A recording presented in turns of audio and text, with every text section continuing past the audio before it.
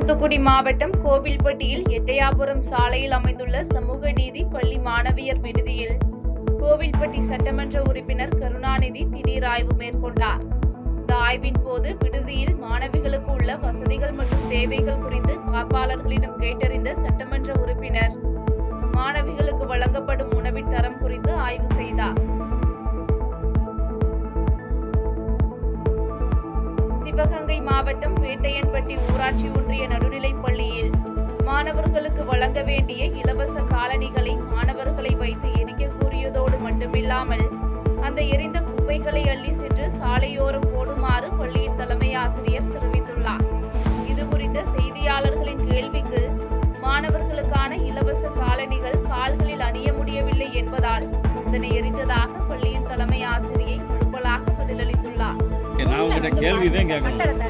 எவ்வளவு மோசமா இருக்கு கட்டடம் வந்து பாருங்க சார். மலையில ஊர் தாசர் அதை எடுத்து வச்சிருக்கேன். பிள்ளைங்களுக்கு உட்கார கூட இடம் இல்ல.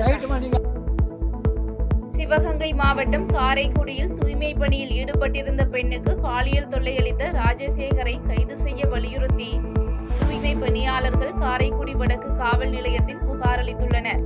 மேலும் பாதிக்கப்பட்ட பெண்ணுக்கு ராஜசேகர் என்பவர் தொடர் பாலியல் தொந்தரவு அளித்து வருவதாக தெரிவித்த தூய்மை பணியாளர்கள் அனைவரும் காவல் நிலையத்திற்கு வந்ததால் பரபரப்பு ஏற்பட்டது.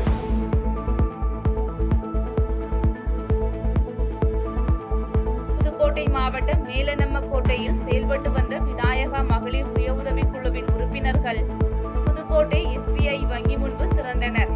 மேலும் சுய உதவிக் குழுவில் உள்ள உறுப்பினர்களுக்கு தெரியாமல் அவர்களின் கையெழுத்தை போலியாக பதிவிட்டு குழுவின் தலைவி துணைத் தலைவி 8 லட்சம் ரூபாய் வங்கியில் கடன் பெற்று திரும்ப செலுத்தாததால் மற்ற உறுப்பினர்களின் வங்கி கணக்குகள் முடக்கப்பட்டுள்ளதாக குழுவின் உறுப்பினர்கள் குற்றம் சாட்டுகின்றனர்.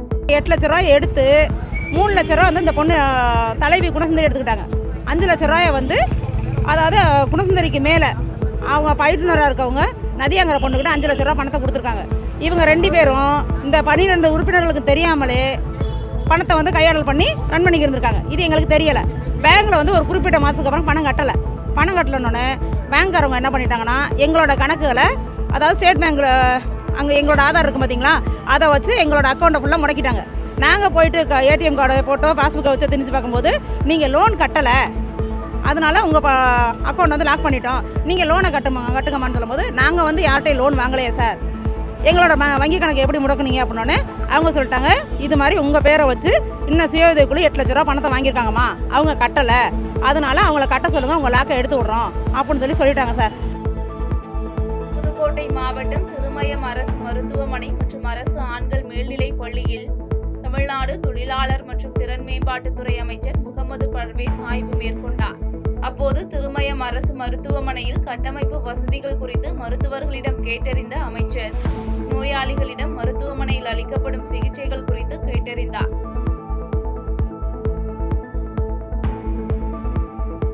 திருவாரூரில் தமிழக காவிரி விவசாயிகள் சங்கத்தின் மாநில நிர்வாகிகள் ஆலோசனை கூட்டம் சங்கத்தின் மாநில கௌரவ தலைவர் நன்னில நடராஜன் தலைமையில் நடைபெற்றது.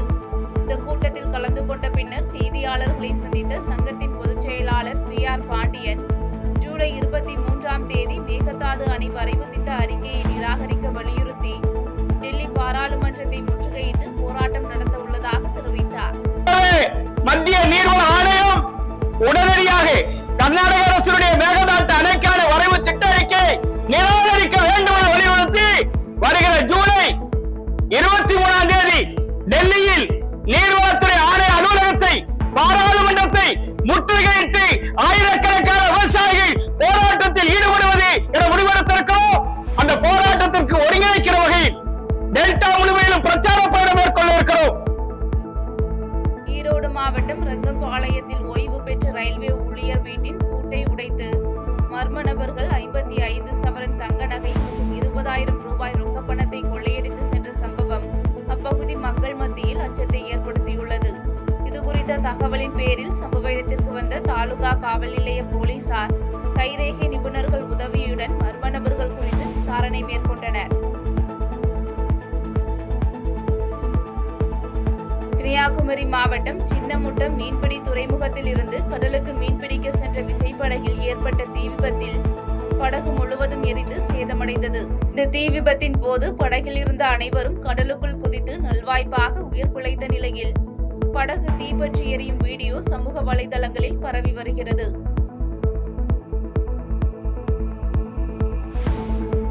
கன்னியாகுமரி மாவட்டம் வெளியகரை பகுதியில் சேதமடைந்த நிலையில் உள்ள மின்கம்பத்தை சீரமைத்து தர வேண்டும் என அப்பகுதி மக்கள் வலியுறுத்துகின்றனர். மேலும் இதுகுறித்த புகாருக்கு அதிகாரிகள் நடவடிக்கை எடுக்காமல் அலட்சியம் காட்டுவதாக குற்றம் சாட்டிய மக்கள் துறை சார்ந்த அதிகாரிகள் விபத்து ஏதேனும் ஏற்படுவதற்கு முன்பாக விரைவாக நடவடிக்கை எடுக்க வேண்டும் என கோரிக்கை வைத்துள்ளனர். கன்னியாகுமரி மாவட்டம் பிள்ளைத்தோப்பு கடற்கரை கிராமத்தில் மழைக்காலங்களில் வீட்டுக்குள் புகுந்த வெள்ள நீர் மாதக்கணக்கில் வடியாத காரணத்தால் அப்பகுதி மக்கள் அவதியடைந்துள்ளனர். இதுகுறித்து அதிகாரிகளிடம் புகார் அளித்தும் நடவடிக்கை இல்லை என தெரிவித்த அப்பகுதி மக்கள் நடவடிக்கை எடுக்குமாறு மாவட்ட ஆட்சியர் அலுவலகத்தில் புகார் மனு அளித்துள்ளனர். பிள்ளைத்தோப்பு வின்சன் நகர் பகுதியை சேர்ந்தவங்க நாங்க. எங்களை பஞ்சாயத்து கணபதிபுரம். இப்ப எங்க ஏரியாவில் எங்க வீடை போட்டு ஒரு கால்வாய் போன்றிருக்கு. அந்த கால்வாயில மழை தண்ணி போகும்போது கடற்கரைக்கு போய் சேர மாட்டேங்குது. அது ரிட்டர்ன் எங்க வீட்டுக்குள்ளே வருது. வீட்டுக்குள்ள வரும்போது வீட்டுல எங்க கால் முட்டி அளவு தண்ணி தேங்குறது.